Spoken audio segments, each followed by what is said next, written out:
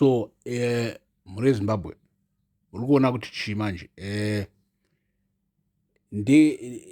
pane azongondirimainda vakati iwe Nexus wadii wambotaurira vaya vanenge vachiti Nexus man apa wazotivhara apa wazoita sei. Handiti wadii wavataurira kuti iwewe ndiwo wakatanga kubudisa nyaya ye$9 million isati yatombosvika kupublic.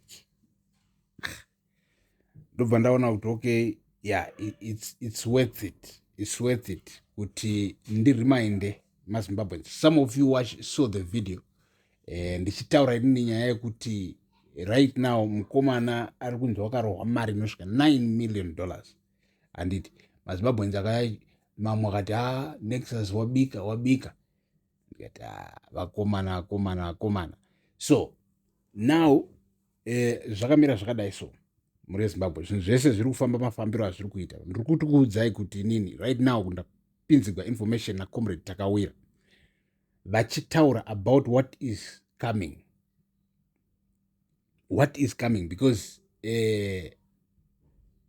pane deep scrutinization. They are scrutinizing Emerson. Remember, MuZANU-PF unongori nepower kana as long as you still control the Central Committee muri Zimbabwe. Do you understand this? Control Central Committee kunoitwa naMnangagwa is about the money. So, iri about the money. Now, Central Committee vavona kuti vari kupiwa nzungu. Vakomana, some of these guys anenge kana kuti imba marare handiti, and then oita futi kufamu, then ari kufamba neGD6, and then anomboendawo kuholiday kuKariba, omboenda kuholiday kupi handiti. So vanenge vachifunga kuti life tiribo, but then pazovhugwa curtain vakadongorera vakaona zviri kuitika kumba kwaMnangagwa nekuda kwokuti mai Mnangagwa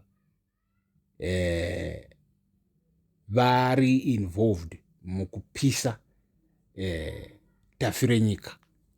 And now information yakubudiswa natafure nyika kuti wakasipendegwa mari yese naCollins.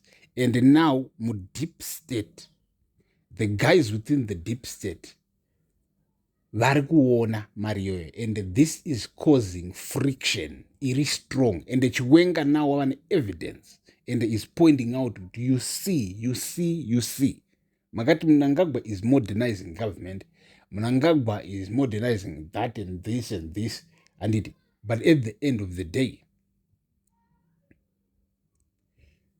is ari kuluta mari iri kuinda. So you see something happening very soon. You see something big, just something big happening. Mozoda ndakuudzai. Peace.